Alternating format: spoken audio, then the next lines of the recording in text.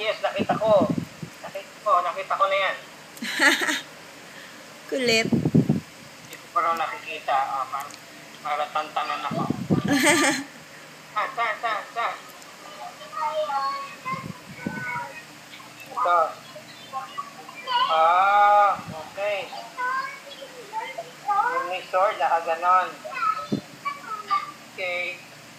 Katawa naman ng baby ko. Titin lang ako ng pag hindi ko. Tsaka, sa sober lang. Nag-radiate yung lamig dun sa cabin. Kita mo yung smoke? Oo, ayan o. Lakas o. Adik. Pero may araw o.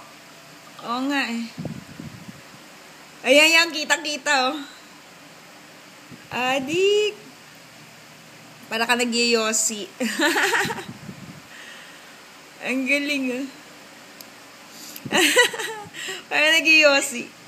Kaya dito, ang bilis matuyo ng lalamunan. Ang hirap kumanta. Hirap na.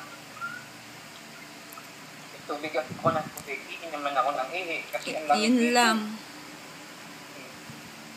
Ganda ng paligid. Walking. Alas 9 eh. Bebe ko. Rinig ko. Buga! Usok siya, usok.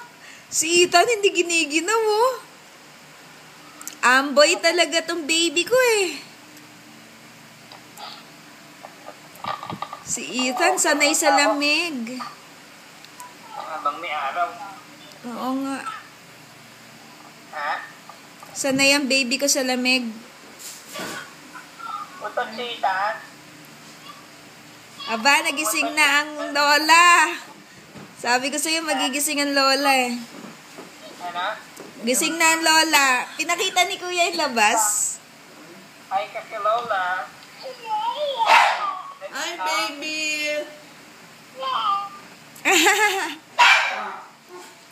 Ako, sumasali yung isa. Narinig mo yung baby ko. Yun no, nagising din eh. Kasi nagising ang lola eh. Oh, yung lola magti-t-shirt lang daw. At alam mo naman, laging burlesque queen yan. Baby ko, nagising tulog na yun eh.